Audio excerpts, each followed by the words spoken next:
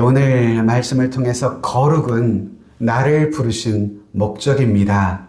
우리 같이 해보실까요? 거룩함은 나를 부르신 목적입니다. 나를 부르신 목적입니다. 우리를 부르신 목적이 뭐라고요? 거룩한 삶으로 저와 여러분들을 부르셨다는 말씀의 제목으로 주의 음성을 함께 나누었으면 좋겠습니다. 여러분, 오늘 본문은 구약시대의 성전 안에서 제사의 직무를 담당하는 제사장들에게 주신 그들이 지켜야 할 규례에 대한 말씀입니다. 그래서 오늘 1절을 보시면 여호와께서 모세에게 이르시되 아론의 자손 제사장들에게 말하여 이르라. 뭐라고요? 그의 백성 중에서 죽은 자를 만짐으로 인해서 스스로를 더럽히지 말려니와. 또 21장 4절에 보면 제사장은 그의 백성의 어른인즉 자신을 더럽혀 속되게 하지 말지니라. 또 6절에 보면 그들의 하나님께 대하여 그들은 거룩하고 그들의 하나님의 이름을 욕되게 하지 말 것이며 그들은, 제사장들은 여호와의 화제 곧 그들의 하나님의 음식을 드리는 자인즉 거룩할 것이니라. 제사장들에게 주신 규례의 말씀 가운데 중요한 몇 가지 말씀들을 정리해 보았습니다. 자, 여러분, 여기 파랗게 밑줄 쳐놓은 부분, 그들은 더럽히지 말지라, 더럽게 속되게 하지 말지니라, 그들은 거룩할 것이라. 이 말씀들을 한마디로 요약해 보면 하나님께서 제사장들을 부르신 목적이 무엇에 있는지를 분명히 알게 되는 것입니다.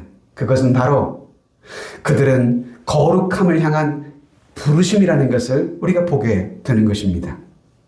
여러분, 제사장은 직접 하나님을 섬기는 사람들이죠. 그래서 하나님은 그들에게 자신을 더럽히지 말고 자신을 속되게 하지 말고 그리고 자신을 거룩하게 하라라고 이렇게 말씀을 하고 계시는 겁니다. 자, 여러분, 거룩하라라고 말씀하고 있는데요. 우리가 첫 번째 고민해 볼 것은 거룩이라는 것이 도대체 뭐냐 이 말입니다. 거룩이 뭘까요? 여러분, 거룩이라는 말이 히브리 말로 카도쉬라는 단어를 쓰고 있습니다. 이 카도쉬, 이 말을 거룩이라는 말로 한국어는 번역을 했는데요. 이 카도쉬라고 하는 말의 뜻이 담긴 기본적인 뜻은 분리 혹은 구별, 이런 뜻을 가지고 있는 단어가 거룩입니다.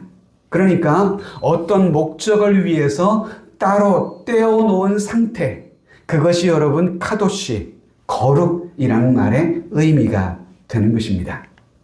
오늘 3절 말씀을 보면 그 거룩이라는 말을 한 가지 엿볼 수 있는 중요한 문장인데요. 하나님이 그 일곱째 날을 복되게 하사 무엇하게 하셨다고요? 거룩하게 하셨다. 다시 말하면 일곱째 날을 하나님께서 구별하시고 떼어놓으셨다 이 말입니다.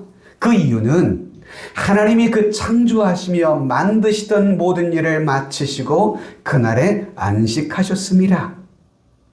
하나님이 6일 동안 천하 만물을 다 창조하시고 마지막 7일째는 쉬시기 위해서 그날을 거룩하게 소위 구별하셨다 이 말입니다. 즉 일곱째 날, 이 안식일 날은 여섯째 날과는 분리시킨 날, 즉 분리된 상태가 곧 거룩이라는 말의 의미가 되는 것입니다. 자, 여러분, 이 거룩이라는 이 낱말이 성경에서 가장 많이 사용되는 두 가지 의미가 있습니다.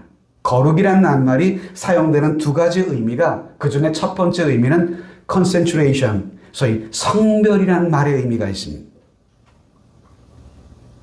성별.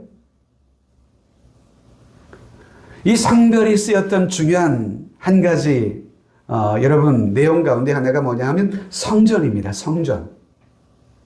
여러분, 우리가 구약의 성전과는 좀 다른 의미지만 교회에 오면 교회를 성전이라고 말을 하잖아요. 우리가 예배하는 이 예배당이 곧 하나님의 성전입니다. 왜일까요? 이것은 하나님을 예배하기 위해서 따로 구별해 놓은 건물이기 때문에 우리 성전이라 이렇게 말하는 것입니다. 전인데 거룩할 성자를 붙여서 거룩한 전이라 이렇게 부르는 것 아닙니까? 이스라엘 백성들도 구약의 성전을 세상의 모든 건물들과는 다른 구별된 건물이라고 해서 성전이라 이렇게 불렀습니다. 왜 이 건물을 성전이라고 불렀을까요? 그것은 이 성전에 거룩하신 하나님이 계신다고 믿었기 때문입니다. 또한 여러분, 백성들이 예물을 드릴 때에도요, 제물을 하나님 앞에 드릴 때에도 수많은 짐승들 가운데 하나님 앞에 드릴 제물은 따로 구별해 놓았습니다. 이것을 성별, 구별이라는 말이라고 하는 것이죠. 이렇듯 여러분, 거룩이라는 말은 하나님과 관련해서 갖는 여러분 대상을 의미하는 것입니다. 제물을 하나님을 위해 드릴 것으로 구별하면 그것이 성물이 되는 것이고요. 이 가구를 하나님을 위해 쓰임받는 구별된 가구라면 그것을 성구라고 말하는 것이고요. 이 건물을 하나님을 위해서 구별된 용도로 쓴다고 하면 이 건물을 성전이라 우리가 부르게 되는 것이죠. 자, 여러분, 이렇듯 거룩하신 하나님을 위해 드리는 성전을 성전이라, 하나님 앞에 구별된 예물을 성물이라, 하나님을 만나는 그 구별된 장소를 성소라, 그리고 세상 가운데 하나님의 영광을 위해 살아가도록 구별된 무리를 성도라, 이렇게 부르게 되는 것이죠. 믿는 모든 신자는 그런 의미에서 성도, 구별된 무리라는 뜻을 가지고 있는 것입니다. 자, 거룩이란 낱말의 첫 번째 의미는 성별로 많이 쓰였고요. 두 번째는 정결이라는 의미로도 거룩이 많이 쓰였습니다. purity, 정결. 이스라엘 백성들이 하나님 앞에 제물을 드릴 때 그 제물을 조금 전에 따로 구별해 놓았다고 말씀을 드렸잖아요. 이 제물은 하나님 앞에 드릴 제물이라 해서 따로 구별하는 것입니다. 그래서 여러분, 구약시대 하나님의 백성들이 제물을 드릴 때에는 하나님 앞에 드리는 제물에 요건이 있었습니다. 그것이 뭡니까? 더럽거나 하자가 있는 제물들은 결코 하나님 앞에 드리지를 않았습니다. 하나님 앞에 드릴, 거룩하신 하나님 앞에 드릴 예물이었기 때문에 수많은 제물들 가운데 특별히 정결한 것, 퓨러티한 것, 이것을 구별해서 고른 것입니다. 또한 여러분, 제사장들이 성소에 나아가서 하나님 앞에 제사를 드릴 때에도 반드시 하는 행동이 있었어요. 여러분, 그 성소 앞에는 물두멍이라는 것이 있었거든요. 물두멍은 큰 여러분 그 쟁반같이 생긴 그릇에 물을 담아 놓은 것이었는데, 제사를 집례하는 이 제사장이 오고 가면서 그 물두멍에서 손을 씻었던 것입니다. 왜요? 성전에 들어갈 때 손을 씻고, 또 제사를 드리기 전에도 손을 씻고, 제사를 드리는 도중에도 손이 더러워지면 또 손을 씻었어요. 왜일까요? 그는 거룩하신 하나님 앞에 제사를 드리는 제사장이기 때문에 자신이 하나님 앞에 행여 더럽혀지지 않도록 자신을 늘 정결케 하기를 힘썼던 것입니다. 이렇듯 여러분, 거룩이란 말은 정결하게 된 상태, 그것이 거룩입니다. 그런데 여러분, 정결하다는 것은 단지 외모만을 의미하는 것은 아닙니다. 우리의 마음, 우리의 영혼을 포함한 깨끗함, 정결함인 것이죠. 그래서 여러분, 우리가 하나님 앞에 예비하기 전에 먼저 나와서 기도하잖아요. 기도의 내용이 무엇입니까? 하나님, 한 주간 살다가 세상에 살다가 이곳에 왔으니 우리가 드린 예배를 받으시되, 또 하나 중요한 것, 기도가 뭡니까? 하나님, 행여 한 주간 살아가면서 주님의 뜻대로 살지 못했던 우리의 죄와 허물들, 부정한 것이 있다면 주님의 십자가의 피로 씻어 주시옵소서. 나를 주님의 십자가로 정결케 해 주옵소서. 이것이 우리가 기도에 반드시 중요한 기도의 우선순위 아닐까요? 한 주간의 삶 속에 죄악된 모습들을 회개하고 우리의 영이 깨끗함으로 하나님을 예배할 수 있도록 흠이 없이 주님 앞에 나아가는 예배자가 되기를, 그렇게 기도하는 것입니다. 자, 여러분, 본문에 하나님은 제사장들에게 이처럼 거룩함을 요구하셨어요. 다시 말해서 제사장들은 거룩한 삶으로 부르심을 받은 것입니다. 왜 그들이 거룩한 삶으로 부르심을 받았다고요? 그들은 거룩하신 하나님 앞에서 날마다 제사를 드려야 하는 사명을 받은 자들이기 때문에 여러분, 그들은 거룩해야만 했던 것이죠. 무엇보다 제사장은 날마다 하나님 앞에 서는 사람들이잖아요. 백성들을 대신해서 하나님을 향해 거룩한 제사를 드리는 그 사명을 맡은 자들이 제사장이잖아요. 그래서 제사장은요, 세상의 사람들뿐만 아니라 심지어는 여러분 같은 이스라엘 백성들과도 따로 분리돼서 구별돼서 살아야만 했습니다. 제사장들이 사는 곳은 따로 구별돼 있었거든요. 다른 이들과 이처럼 성별, 구별, 거룩해져야만 했습니다. 왜요? 그들은 하나님 앞에 제사를 드리는 자이기 때문에 남다른 정결함이 필요합니다. 잘하고 있어요. 괜찮아요. 저는 그럼에도 불구하고 가르칠 테니까. 정결함이 필요해요. 거룩함을 향해서 그들은 부르심 받았기 때문이에요. 자, 그런데 여러분, 우리 주님께서 이 땅에 오신 후에 사도 베드로는 예수 그리스도를 주로 믿는 모든 성도들을 향해서 베드로전서 2장 9절에 이렇게 말씀해 주고 있습니다. 우리에게 뭐라고 말씀하세요? 그러나 너희는 택하신 족속이요 왕같은 제사장들이요 거룩한 나라요 그의 소유가 된 백성이니 이는 너희를 어두운 데서 불러내어 그의 기이한 빛에 들어가게 하신 이의 아름다운 덕을 선포하게 하려 하심이라. 여러분, 사도 베드로는 이제 예수를 믿는 모든 성도들을 향해서 누구라고 이야기합니까? 너희는 택한 족속일 뿐만 아니라 왕같은 제사장들이라고요. 같이 해볼까요? 왕같은 제사장. 우리를 왕같은 제사장이라 이렇게 베드로는 부르고 있습니다. 또한 여러분, 사도 요한은 요한계시록에서 뭐라고 말씀합니까? 모든 믿는 성도들에게 주신 새로운 사명과 직무가 있다고 이야기합니다. 1장 6절은 같이 한번 읽어보실래요? 시작. 그의 아버지 하나님을 위하여 우리를 나라와 제사장으로 삼으신 그에게 영광과 능력이 세세토록 있기를 원하노라. 자, 여러분, 우리를 나라와 제사장으로 삼아주셨는데요. 여러분, 저와 여러분들을 나라와 제사장으로 삼으신 그 이유가 누구를 위하여서라고요? 그의 아버지 하나님을 위하여. 하나님께서는 저와 여러분들을 나라와 제사장으로 삼으셨다. 자, 여러분, 부활하시고 승천하신 우리 주 예수 그리스도께서는 모든 믿는 성도들에게 하나님을 위한 나라와 제사장으로 우리를 삼아주셨다고 말씀하는 것입니다. 이 말씀들을 종합하면 여러분, 신약시대 이후에 구약시대와는 다른 새로운 제사장이 세워졌음을 성경은 말씀하고 있는 것입니다.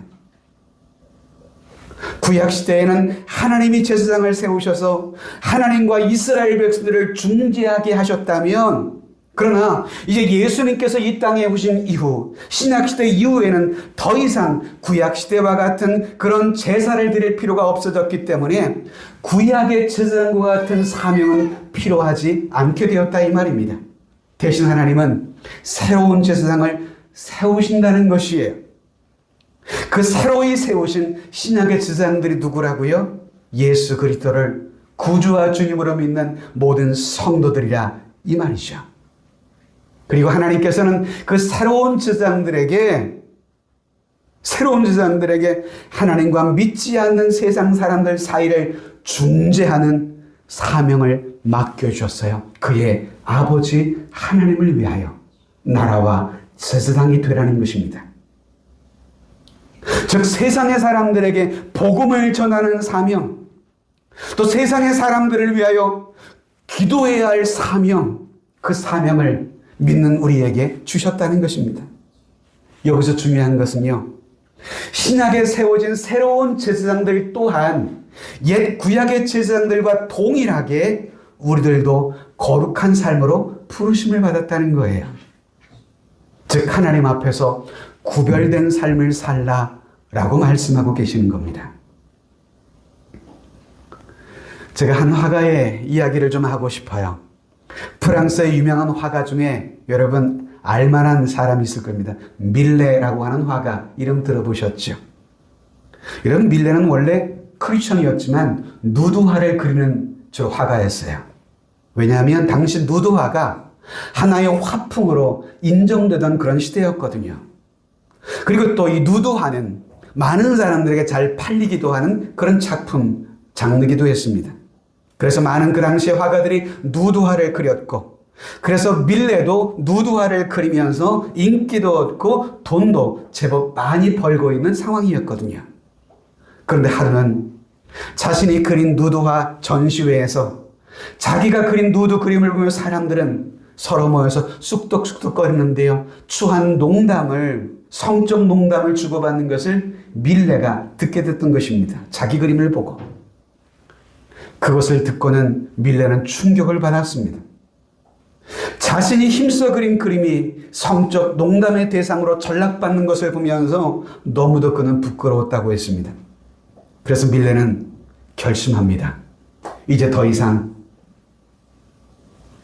이런 그림을 그리지 않겠다고요. 돈과 인기를 포기하고 그는 농촌으로 떠났습니다. 그리고 전원의 아름다움과 농부의 삶을 그리기 시작했어요. 여러분, 그래서 그린 그 그림이 뭡니까? 우리가 잘 알듯이 씨 뿌리는 사람, 양치기 소녀, 또한 이삭 줍는 여인들, 그리고 우리가 너무도 잘 아는 유명한 작품 만종, 유명한 작품들이 바로 여기에서 나왔던 위대한 작품들이죠. 자, 여러분, 원래 밀레는 돈을 벌며 성공을 추구하며 살았던 사람이에요. 그러다 어느 날 성령의 감동하심으로 자신의 삶이 거룩을 향한 삶이라는 것을 깨닫게 됐어요. 그리고 그 삶의 부르심에 응답했던 것입니다. 그래서 당시 수많은 화가들이 걸었던 세상의 성공의 길이 아닌 그 길로부터 자신을 구별하기 시작했던 것입니다. 그래서 당시 화가들이 그리던 화풍과는 다른 작품들을 그리기 시작했던 것이죠. 성도 여러분, 우리들 모두는요, 세속화되어져 있는 세상 속에서 거룩한 삶을 살도록 부르심을 받았다는 것을 깨닫고 우리 이 땅에서 순종하며 살아가도록 부름을 받았습니다. 그리고 이제 우리는 그 부르심에 응답해야 할 의무가 있는 것이죠. 세상의 속됨과 시대의 풍조에서 내 자신을 구별하고 분리시켜서 살아가기를 힘써야 한다라는 것입니다. 그래서 우리는 세상의 사람들과 구별되어진, 성별되어진 거룩한 삶을 살아야 하는데요. 자, 여러분, 이 거룩이라는 거 어떻게 이 삶을 살아갈 수 있을 것일까요? 본문은 구체적으로 어떻게 제사장들이 거룩을 실천하며 이루어가야 하는지에 대해서 말씀하고 있는데요. 그들에게 말씀하신 그들을 통해서 오늘 우리 또한 어떻게 세상 속에서 세상의 속됨과 같이 하지 아니하고 거룩을 실천하며 살아갈 수 있을지를 배울 수 있는 기회가 됐으면 좋겠습니다. 거룩, 어떻게 이루어가야 할 것일까요? 그 첫 번째는요, 죄로부터의 분리입니다. 1절을 여러분 다 같이 한번 읽어보시겠습니다. 시작. 여호와께서 모세에게 이르시되 아론의 자손 제사장들에게 말하여 이르라. 그의 백성 중에서 죽은 자를 만짐으로 말미암아 스스로를 더럽히지 말지니라. 오늘 여러분, 하나님께서는 제사장들에게 뭐를 말씀하세요? 죽은 사람의 시신을 만지지 말라고 말씀하고 있어요. 왜일까요? 그 이유는 죽음은 당시 정결치 않는 부정한 상태를 의미하는 대상이었기 때문에 그렇습니다. 그래서 누군가 시신을 만지게 되면 그는 그 당시에 율법에 의하면 부정한 자로 간주되어진 그런 시대였거든요. 여러분, 제사장은 성전에서 거룩하신 하나님을 섬기는 일을 하는 사람이잖아요. 그래서 항상 자신을 정결한 상태를 유지해야만 합니다. 그런데 제사장이 시신을 만져 부정하게 되어지면 거룩하신 하나님 앞에 설 수가 없는 것입니다. 부정한 자이기에. 그래서 제사장의 직무를 감당할 수 없어요. 그래서 하나님은 모세를 통해서 제사장들에게 시신을 만지지 말라라고 엄히 명하고 계시는 것입니다. 그렇습니다, 여러분. 거룩은요, 하나님께서 부정히 여기시는 것으로부터 나 자신을 구별하는 것입니다. 하나님의 부정한 것이야 라고 하면 그곳에 가까이 하지 않는 것이고요. 이것은 부정한 삶이야 그 삶을 떠나는 것입니다. 그래서 제사장이 자신이 부정하게 되어 거룩을 잃지 아니하도록 죽은 시신으로부터 자신을 구별해 살라라고 말합니다. 자, 신약의 에베소에 보면 2장 1절에 이런 말씀이 있더라고요. 그는, 예수님은 허물과 죄로 죽었던 너희를 살리셨도다. 우리가 살림받기 전에 우리의 상태가 어떠한 상태였다고요? 허물과 죄로 죽어 있었다는 것입니다. 그래서 저는 기도할 때 죽을 수밖에 없었던 우리들을 이렇게 기도하는 것은 성경적인 것은 아니라고 생각해요. 우린 죽을 수밖에 없었던 존재가 아니에요. 이미 죽어 있던 자들입니다. 영적으로요. 허물과 죄를 지은 사람은 그들을 향한 하나님의 진단은 이미 영적으로 죽어있는 이들인 것입니다. 구약의 율법의 시각으로 바라보면 영적 시신인 셈이죠. 그들은. 이렇게 본다면 신약의 새로운 제사장된 우리 모든 그리스도인들은 내 삶의 거룩함을 지켜가기 위해서 자신을 구별하며 살아야 되는데요. 영적으로 죽은 이들과의 그릇된 교제가 내 영혼을 자칫 부정하게 하고 오염되지 아니하도록 구별된 삶을 살아야 하지 않을까 하는 생각이 들어요. 세상의 사람과 여러분 떠나 살라는 말씀이 아닙니다. 그들과의 지나친 교제가 내 영혼을 오염시키지 않도록 주의해라 이 말이죠. 자, 그러면 죄로부터 나 자신을 분리시키기 위해 어떻게 해야 할까요? 여러분 시편 1편 1절을 주의해서 보시면 복 있는 사람의 삶에 대해서 이렇게 말하잖아요. 악인들의 꾀를 따르지 않고, 두 번째는 죄인들의 길에 서지 않고, 세 번째는 오만한 자들의 자리에 앉지 아니하고. 저는 오늘 이 다윗의 고백을 통해서 하나님의 백성들이 거룩함을 지키기 위해 어떻게 해야 할지에 대해서 다윗이 말한 세 가지 시예를 요셉의 예를 들어서 함께 설명해 보고자 하는 것입니다. 이 세 가지를 첫째는 여러분 어떤 것일까요? 악인들의 꾀를 따르지 않도록 하는 것입니다. 자, 요셉을 볼까요? 요셉은 보디발의 집에 종으로 있을 때 보디발의 아내의 유혹을 받았습니다. 그런데 요셉은 그녀의 유혹을 단호하게 뿌리쳤죠. 그 결과 모함을 받아 옥에 갇히고 말았습니다. 요셉은 이렇듯 악인의 꾀를 따르지 않았어요. 그래서 하나님 앞에 범죄하지 않을 수 있었습니다. 즉 그는 그의 거룩함을 지킨 것입니다. 여러분, 우리도 세상을 살면 세상에서 달콤한 유혹을 받기도 합니다. 뿌리치기 쉽지 않을 수 있습니다. 뿌리칠 경우 오히려 힘든 일을 겪게 될 수도 있어요. 요셉처럼 억울하게 옥살이를 경험하기도 합니다. 그럼에도 우린 요셉의 신뢰를 통해 보듯이 우리에게 다가오는 우리의 거룩을 훼손하는 그 유혹들을 단호히 물리쳐야 합니다. 행여 그래서 옥에 갇힌다 할지라도 여러분, 그런 믿음의 사람을 하나님이 그냥 두시겠습니까? 하나님이 반드시 그를 다시금 회복시키시고 축복하실 줄로 믿습니다. 요셉이 그랬잖아요. 죄를 짓지 않도록 거룩을 지켜가야 돼요. 두 번째는 죄인들의 길에 서지 않는 것입니다. 요셉은 종으로 일할 때 성실했어요. 그는 여러분 사리사욕과 부정을 저지르지 않았어요. 억울한 옥살이를 할 때에도요, 여러분 원망하거나 불의를 행하지 않았어요. 옥중에서도 그 속에서도 그는 하나님의 뜻을 따르며 정직하게 행해서 옥중에서도 죄인이 아니라 오히려 죄수를 책임지는 그런 역할을 했어요. 죄수였지만 죄수가 아닌 죄수로서의 삶을 옥중에 살았어요.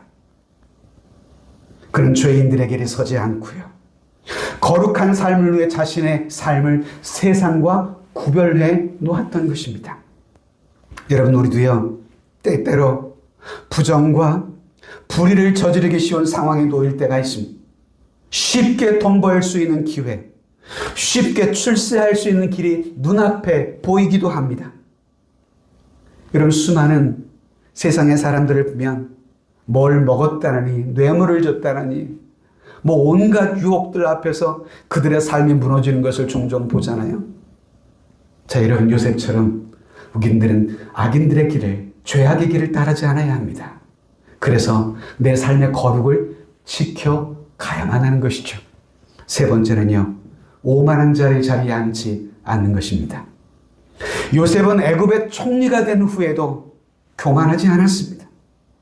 자신의 성공이 자신의 능력에 있는 것이 아니라 그것이 하나님의 은혜로 여겼기에 그는 오만한 자리에 앉아서 교만하게 행하지를 않았습니다. 하나님께서 주신 은혜임을 알았기 때문에요. 우리도 마찬가지예요. 높은 자리, 성공의 자리, 부자의 자리에 이르면 우리 인간은요, 교만해지기 딱 쉽습니다. 작은 성공에도 그저 자신을 드러내고픈 충동이 우리 죄성을 가진 우리 사람에게 있잖아요. 지금은 거의 그런 문화가 사라진 것 같지만요. 한 20년 전인가에 제가 한번 목욕탕을 갔었는데요. 그가 얼마나 세상에서 잘 사는지는 잘 모르겠습니다. 그런데 그 당시는 지금은 세신사라 이름이 너무도 아름답게 붙였지만 그 당시는 때밀이라고 그랬죠. 때밀이. 그분도 그의 소중한 직업이에요. 그게 하나의. 근데 마치 그 세신사를 자신의 종처럼 야 때밀이 반말을 찍찍거리면서 그에게 막 이래라 저래라 함부로 말하는 그런 어떤 중년의 아저씨를 한번 보았어요. 배는 이만큼 나와가지고 뚱뚱한 사람이 조금 가지면 저렇게 교만한 모습을 가질 수 있구나. 아직도 잊혀지지 않는 교만의 하나의 모습이기도 합니다. 여러분, 행여 우리가 성공의 자리에 오를지라도 그것이 하나님의 은혜임을 잊지 않고 하나님께 영광 돌리며 우리 모두가 살아가게 되기를 주님의 이름으로 축복합니다. 자, 여러분, 우리는 죄로부터 이처럼 분리되어 살아야 합니다. 뿐만 아니라 우린 크게 두 번째로 세상 풍조로부터 나를 구별하며 살아야 합니다. 5절을 같이 한번 읽어볼까요? 시작. 제사장들은 머리털을 깎아 대머리 같게 하지 말며 자기의 수염 양쪽을 깎지 말며 살을 베지 말고. 자, 여러분, 제사장들은 이 말씀에 보면 머리털을 깎지 말래요. 수염 양쪽, 무엇을 의미하는 거예요? 남자의 구렛나루를 의미하는 것이죠. 이 머리털과 구렛나루를 깎지 말라고 말씀하셨어요. 그리고 심지어 살을 베지 말라고 말씀하셨어요. 자, 여러분, 이 말씀은 무슨 뜻, 무슨 의미일까요? 머리털을 깎지 말라, 대머리 같게 하지 말라. 이 말은 그 당시 장례식 때 이방 민족의 풍습 가운데 하나가 이런 풍습이었거든요. 뿐만 아니라 구렛나루도 남자들 밀지 말라고 그랬어요. 그것은 당시 이방 민족들 슬픈 일을 당하면 면도하듯 구렛나루를 깎는 이방 민족의 풍습 중에 하나가 바로 그것이었거든요. 또 살을 베지 말라고 말씀하세요. 우리가 열왕기상에서 보듯이 여러분, 이 엘리야와 대적하던 이방의 선지자들이 자신들의 신 앞에 기도해도 응답이 없으니까 자신의 살을 칼로 찢으며 피를 흘리며 기도했잖아요. 그렇듯이 당시 여러분 이방 민족들은 자신들이 믿는 신 앞에 간절한 기도를 드릴 때 스스로 몸에 상처를 내며 자해를 하며 그렇게 기도하는 풍습이 있었다고 해요. 즉 하나님은 제사장들에게 무엇을 말씀하는 것일까요? 이런 이방의 세속적인 종교 문화를 따르지 말라고 말씀하는 거예요. 이방 종교를 믿는 그들의 문화, 그들의 종교 습관을 그런 모습에서 여러분들은 여러분들 자신을 구별하라는 거예요. 분리해 놓아라 이 말입니다. 소위 거룩하라 이 말입니다. 이것은 종교적 의미뿐만 아니라 우리 삶도 마찬가지입니다. 로마서 12장 2절에 구원받은 우리들에게 바울은 뭐라고 말씀합니까? 너희는 이 세대를 본받지 말고 오직 마음을 새롭게 함으로 변화를 받아 하나님의 선하시고 기뻐하시고 온전하신 뜻이 무엇인지를 분별하도록 하라. 자, 여러분, 우리들은 신약의 새로운 제사장으로서 거룩을 지켜가기 위해서 바울이 요청한 것이 뭐예요? 이 세대를 본받지 말라는 것입니다. 그러면 우리가 본받지 말아야 할 이 세대는 무엇을 가리키는 세대일까요? 하나님이 없는 세속적 삶의 방식, 관습 혹은 가치관, 여러분 그런 삶을 가리키는 세대, 우린 그런 세대를 본받지 말아야 합니다. 자, 여러분, 우리가 사는 세대는 어떤 세대입니까? 나 자신을 분리해야만 할 세속적 삶의 방식은 어떤 것들이 있을까요? 오늘 이 시대의 사람들은요, 인간의 진정한 삶의 가치가 무엇인지에 대한 관심이 너무도 적어진 것 같아요. 오늘날 이 세상을 살아가는 사람들의 유일한 가치가 뭐예요? 그저 세상에서의 성공, 물질적 부여, 그것만이 삶을 살아가는 유일한 가치로 여기며 살아가는 듯합니다. 다음 세대 청년들을 보세요. 성공을 위해 수많은 자격증들을 취득합니다. 그래서 결국 좋은 직장에 입사를 하기도 합니다. 그런데 막상 그처럼 열심히 노력해서 얻은 직장의 현실 앞에서 때로 어떤 청년들을 보면 내가 이런 직장 다니려고 이런 삶을 살려고 내가 그동안 그렇게 노력해왔나 삶의 의미를 잃어버린 채 낙심하는 청년들을 보기도 하는데요. 자, 여러분, 성공을 위해 노력하는 것 자체가 결코 나쁜 것은 아닐 것입니다. 부자가 되고자 하는 것이 왜 나쁜 일이겠습니까? 열심히 노력해야죠. 문제는 내가 여러분 성공하고자 하는 성공의 목적이 무엇이냐 이 말입니다. 내가 부자가 되고 싶은 목적이 뭐냐 이 말입니다. 그 목적이 지나치게 우린 세속화되어 있다 이 말입니다. 여러분, 우리가 아는 철학자 중에 존 스튜어트 밀이라고 하는 사람, 유명한 말이 있어요. 배부른 돼지가 되기보다는 차라리 배고픈 소크라테스가 되겠다. 한 번씩도 들어본 얘기죠. 인간의 존재의 의미를 좀 묻는 여러분 그런 질문, 그런 말인데요. 이 시대가 많이 잊고 살아가는 삶, 가치가 있는 삶이라는 것이 뭔가? 그 삶의 소중한 가치를 많이들 잊고 살아가는 것은 아닌가? 자, 여러분, 예수를 믿으며 이 땅에 다시 오실 예수 그리스도를 주로 믿는 성도들의 우리의 삶에 두여 나도 모르는 사이에 모든 것을 돈으로 환산해버리는 삶의 방식에 물들어 있는 성도들이 적지 않습니다. 만모니즘의 영향으로요. 돈을 그저 최고의 인생의 가치로만 생각하는 세상의 가치관으로 물들어 오염되어 있을 때가 많습니다. 기독교 윤리의 부재가 나타나는 현상이기도 하겠죠. 성공을 그저 인생의 성공의 목적으로만 삼는 성공 지상주의, 이것이 성도인 우리의 삶에도 심각하게 물들어 있는 것은 아닌지, 우리가 물들어야 할 것은 하나님의 사랑에 물들어야지 세속의 가치관에 물들면 안 되잖아요. 할렐루야. 주님을 사랑하는 사랑에 물들어야지. 그러다 보니까 남을 짓밟아야 내가 산다는 치열한 경쟁의 논리 속에 나 역시도 세속의 가치관을 가지고 사람들을 짓밟는 것을 주저하지 않는, 다른 사람들의 눈물에 눈에 피눈물을 흘리게 하면서 자신의 성공을 위해서라면 수단과 방법을 가리지 않는 이들, 일시적인 즐거움, 일시적인 만족만을 추구하는 삶의 방식이 들풀처럼 퍼져가는 이 시대. 그래서 단지 성적 쾌락, 그저 먹는 즐거움, 여행의 재미에만 푹 빠져서 요즘 유튜브에 보면 수많은 유튜버들 중에 어떤 유튜버들이 인기를 끕니까? 여행 유튜버, 먹방 유튜버, 그리고 또 캠핑 유튜버. 이런 것들이 수많은 사람들의 관심사가 되어버렸어요.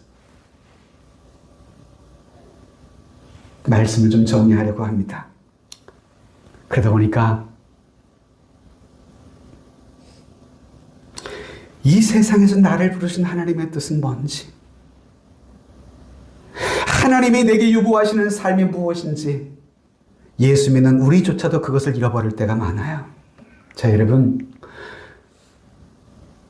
우리를 무엇으로 하나님 부르셨나요? 우리 두 구절을 같이 한번 읽어보겠습니다. 시작. 그런즉 너희가 먹든지 마시든지 무엇을 하든지 다 하나님의 영광을 위하여 하라. 또 베드로전서에 보면 기록되었을 때 내가 거룩하니 너희도 거룩할지어다 하셨느니라. 하나님의 영광을 추구하며 살도록 부름받은 우리들, 그래서 우리가 이 땅을 살아갈 때 내가 거룩하니 너희도 거룩하라 하신 그 말씀처럼 거룩한 삶으로 지음받고 부름받았음에도 불구하고 그러한 하나님의 뜻, 나를 향한 그 하나님의 요구는 요원하게 사라진 채 세속의 가치관에 오염된 채 그러면서도 주일은 하나님 앞에 나와 예배하고 있는 삶의 문제의식조차 느끼지 못하는 이 시대의 크리스천들, 무엇이 이렇게 성도들의 영혼을 무감각하게 만들었을까요? 자, 여러분, 이 시대의 풍조를 가까이 하지 맙시다. 할렐루야. 세상의 가치관과 삶의 방식이 나를 지배하지 않도록 주의합시다. 세상에 동화되는 그리스도인이 아니라 우린 세상을 변화시키는 빛의 자녀로 거룩한 삶을 살아가기를 힘써야 하지 않을까요?